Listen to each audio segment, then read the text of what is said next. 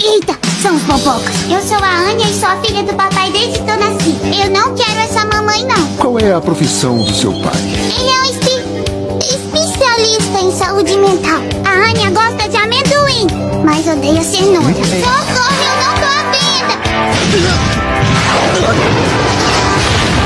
Gato preto não dá azar, é superstição. Papi, O que é que foi? a Anya pisou no cocô.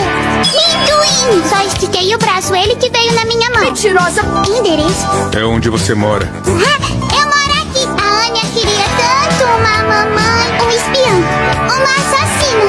Isso é legal demais. O mundo tá acabando. Vamos supor que você veja um amiguinho seu fazendo alguma coisa muito feia. O que você faz? Caio em cima dele, aí encho a cara dele de porrada e só deixo os restos. Me desculpa. Foi porque eu pisei no cocô. Passou.